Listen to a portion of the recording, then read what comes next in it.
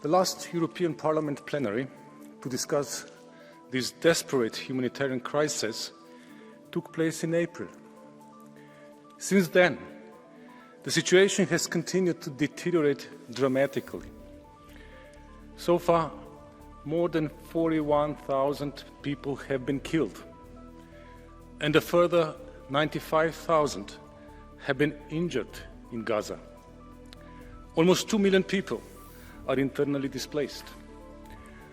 495,000 are facing catastrophic levels of food insecurity, while 745,000 face emergency levels of food insecurity.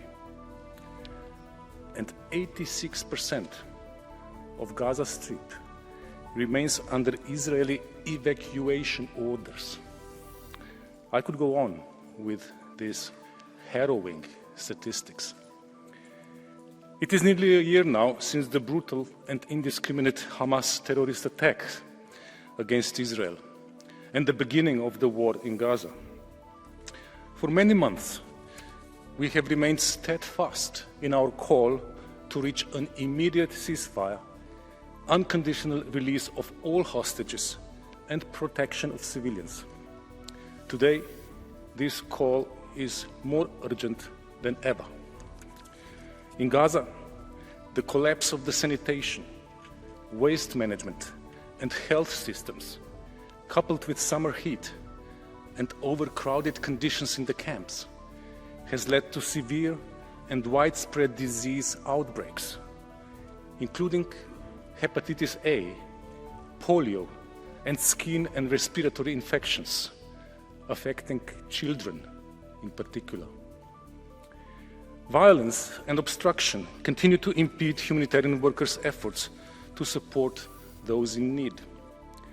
Despite extremely dangerous conditions and severely constrained humanitarian access both into and within Gaza, our humanitarian partners are working around the clock alongside local Palestinian organizations, risking their lives, trying to deliver critical support to Palestinians in need.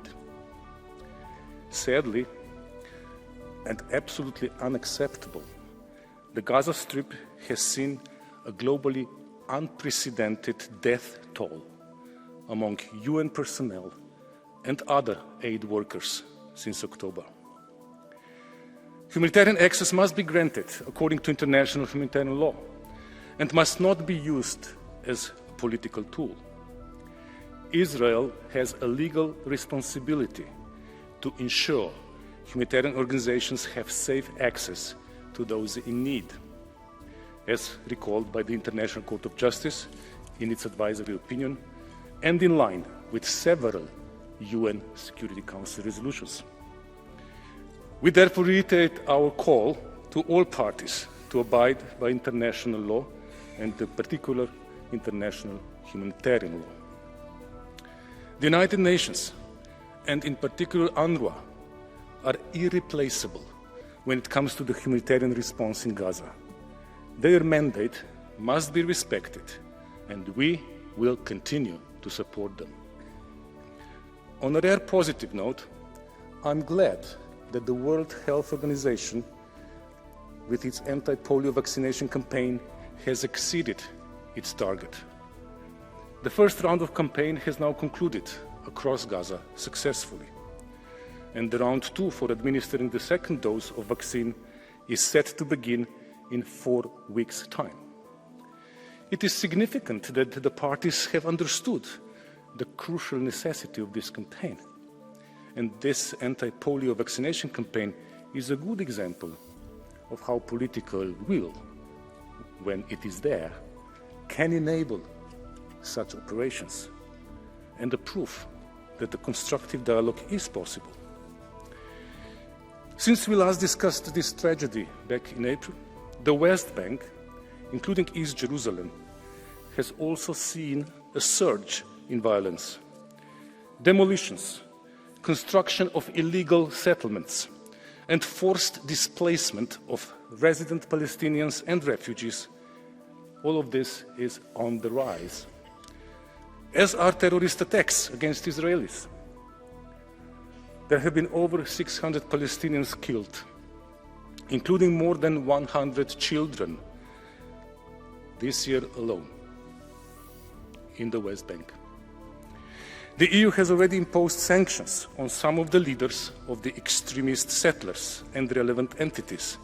Furthermore, discussions are currently ongoing in the Council following High Representative Borrell's proposal to impose sanctions against violent settler enablers, including 2 ministers, for their public incitement to violence against Palestinian civilians. While we strive to solve the immediate problems, we must also continue our outreach in favor of the two-state solution. Next week, during the UN General Assembly High-Level Week, High Representative Borrell, alongside the Arab League OIC Conference Contact Group and Norway, will co-host a high-level meeting to revive the political process. A process that includes all stakeholders and aims for a peaceful and secure coexistence of 2 states, Israel and Palestine. As part of our efforts in favor of the two-state solution, we need to continue to support the Palestinian Authority, including through its reform process. The European Union is the biggest provider of external assistance to the Palestinian Authority. In a sign of our commitment, the Commission has adopted an emergency package of 400 million euros for 2024, of which over 270 million euros have already been disbursed. We strongly believe that the return of the Palestinian Authority to govern Gaza is the only viable solution. Finally, the risk of regional escalation from Iran or its affiliated groups in the region further highlights the importance of reaching a ceasefire and the release of hostages in Gaza, and the importance of working on the resumption of political process. The European Union is ready to work with all relevant actors towards this goal. Thank you.